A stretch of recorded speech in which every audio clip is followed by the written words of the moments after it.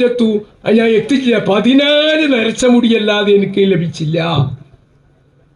14 നരച്ച മുടിയാണ് റസൂലുള്ളാഹിന്റെ വഫാത്ത് സമയത്ത് റസൂലുള്ളാഹിന്റെ താടിയിലും തലയിലും ഉണ്ടായിരുന്നത്.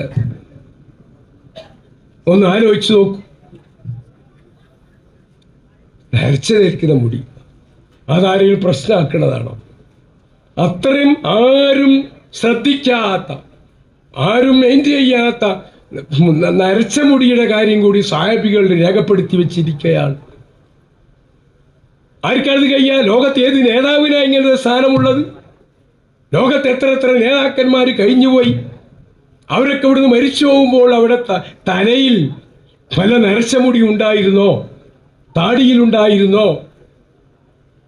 മരിച്ചു പോയ നേതാക്കന്മാരെ കഥ അവിടെ ഇരിക്കട്ടെ. ഇപ്പം അയാത്തുള്ള നമ്മുടെ മുഖ്യമന്ത്രിയുടെയോ അല്ലെ പ്രധാനമന്ത്രിയുടെയോ തലയിലും താടിയെത്താൻ നരക്കാത്ത മുടിയുണ്ട്. ആർക്കാ പറയാൻ കഴിയുക? നമ്മുടെ രാഷ്ട്രീയ നേതാക്കന്മാർ സ്നേഹിക്കുന്നവരാണ്, ബഹുമാനിക്കുന്നവരാണ്, അവർക്ക് വേണ്ടി ജീവൻ പോലും ബലിയർപ്പിക്കാൻ തയ്യാറായവരാണ്. പക്ഷേ ഇത്രയും നിസ്സാരമായ കാര്യങ്ങൾ ആരും പരിഗണിക്കാറില്ല. ഡൽഹിയിലെയും മറ്റു കാര്യം അവിടെ ഇരിക്കട്ടെ, നമ്മൾ വീട്ടിലെ കാര്യം പറയുക. നമ്മുടെ സ്വന്തം ഭാര്യ 50, 60, 70 കൊല്ലം ഒന്നിച്ച് ഒരു ബെഡ്റൂമിൽ കിടന്നു ഒരു തലയണമിൽ തല വെച്ചുകൊണ്ടിരിക്കുന്ന ഭാര്യയോട് ചോദിച്ചു നോക്കുകയാണ്, നിങ്ങൾ 60, 70 കൊല്ലായില്ലേ, ഇപ്പോൾ അദ്ദേഹത്തിൻ്റെ താടിയിൽ എത്ര നരച്ച മുടിയുണ്ട് എന്ന് ചോദിച്ചാൽ സ്വന്തം ഭാര്യയ്ക്ക് പോലും മറുപടി പറയാൻ സാധ്യമല്ല.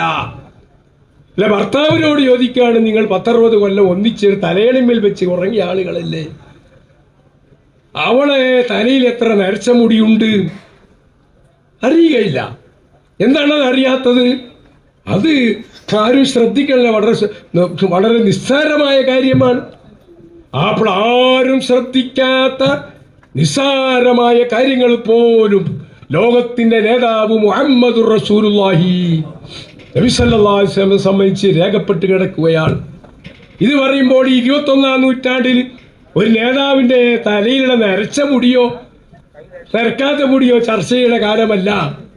ഇത് കാലം മാറിയിരിക്കുന്നു ഹസ്രത്ത് എന്ന് വല്ല ചെറുപ്പക്കാരൻ ചിന്തിച്ചാൽ, ഇത് ഞാൻ ഉദാഹരണം പറഞ്ഞതാ.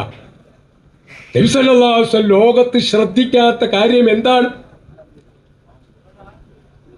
ഏതെല്ലാം രാജ്യവിഭാഗം ശ്രദ്ധിച്ചു.